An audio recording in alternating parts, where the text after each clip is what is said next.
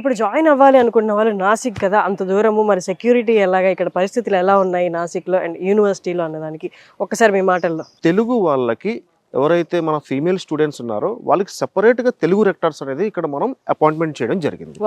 So ఉన్న information అనేది parents కూడా లాంగ్వేజ్ అనేది ఇబ్బంది లేకుండా ఎటువంటిది ఉన్నా సరే వితౌట్ పేరెంట్ ఇన్ఫర్మేషన్ అనేది మనకి బయటికి హోమ్ పాస్ కానీ లేకపోతే సిటీ పాస్ కానీ ఇవ్వడం అనేది జరగదు. అవుటింగ్ వెళ్ళాలి అంటే కంపల్సరీ కూడా ప్రీవియస్గా 1 day బిఫోర్ గేట్ పాస్ తీసుకోవాల్సి వస్తుంది.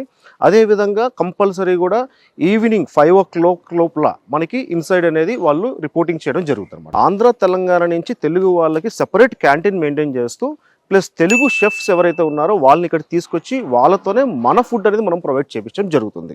యూనివర్సిటీ సరౌండింగ్స్లో ఆపోజిట్లో జస్ట్ 500 మీటర్స్లో ఆల్రెడీ యూనివర్సిటీ హాస్టల్సే, అక్కడ కూడా బౌన్సర్స్ ఉంటారు, అలాగే యూనివర్సిటీ రెక్టార్స్ ఉంటారు, సీసీ కెమెరాస్ కానీ లేకపోతే వాళ్ళకి ఇక్కడ ఇన్ క్యాంపస్లో ఏవైతే ఫెసిలిటీస్ ఉంటాయో ఎవ్రీథింగ్ ఫెసిలిటీస్ అనేది ఉంటాయి.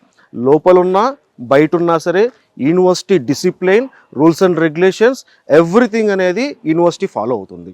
ఆల్రెడీ రిటైర్డ్ ఆర్మీ పర్సన్స్ని, ఎక్స్ సర్వీస్ మ్యాన్స్ని మనం ప్రతి హాస్టల్లో కూడా రెక్టర్స్గా మనం ఇక్కడ పెడుతున్నాం.